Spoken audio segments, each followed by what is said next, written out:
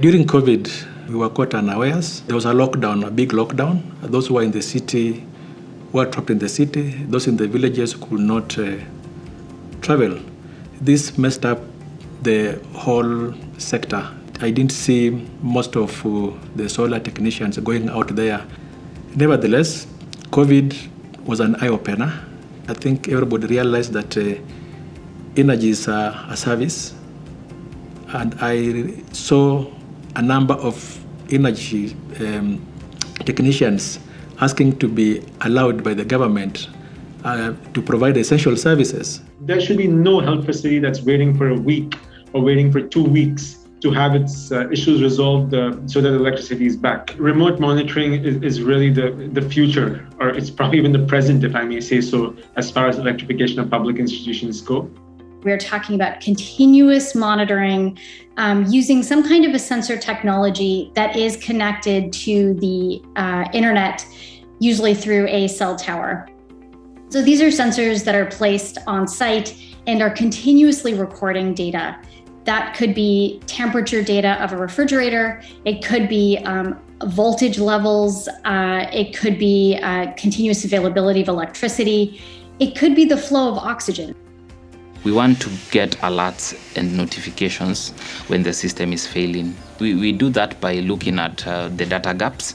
So sometimes if you're monitoring the system and you get values that are like production is 0, consumption is 0, then clearly you want to look at this over a 48-hour period. If it's still 0, then there is a big problem. Either the system is off, the inverter has a problem. So we try to create those kind of alerts based on how the system is performing. So far, so good. I can say we've not had any challenges with the solar because we have really been able to maintain it. We have that number whereby if there's anything that happens to it, we just call and inform them of what is happening. And then they'll take us through the process of maybe if it's something that we can do as they're instructing us through the phone, we can do it. Because like sometimes they would call me and tell me, I switch it off. They want to see whether it is connected to where the signal is getting to them. They always remind me through SMS that please remember to do the daily dusting of the system. So if I had maybe access to the control system, I would be able to monitor how much energy I'm using and what I can use. Maybe what can I add, apart from lighting, apart from charging the phones and all that, to be able to help me to know how much energy I'm supposed to use, or I'm using, or the limit I can go to.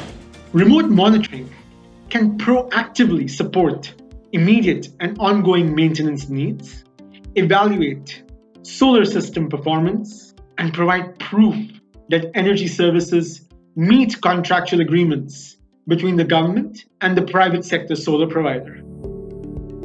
A fully integrated monitoring system should simultaneously alert on-site staff, site managers, and the energy services provider about power loss and other critical maintenance needs. In some cases, simple problems can be remotely diagnosed and quickly fixed by on-site staff.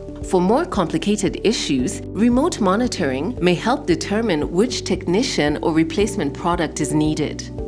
Remote monitoring can also provide current and cumulative data about power generation, battery health, and energy use. This allows the entire team, from teachers and healthcare workers to site managers and government staff, to understand how well each system is functioning. And for regional planning, data from multiple facilities can be easily compiled to analyze district-level electrification needs and successes. Finally, integrated remote monitoring can verify that key performance indicators are met. This verification can support contractual payments between governments, banks and donor organizations, and solar service providers. The remote monitoring idea is definitely a good one because it alleviates some of the stress from the health sector to report this. Instead, there's this kind of an automated system and it can activate the energy sector. Because I think that I find, speaking with health sector, they are often very overwhelmed and overloaded. They don't have enough staff already, they don't lack budget, they lack resources. So anything they can do to help alleviate some of this additional burden and help, that's a big win. Remote monitoring can help us provide reliable power to health centers and schools, and simultaneously help us deploy private sector to expand energy access to public institutions.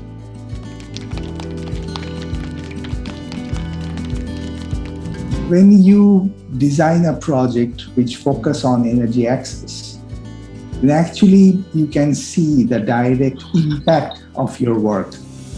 And you get to see people who have received electricity for the first time in their life. So that has a huge impact. That has a huge impact.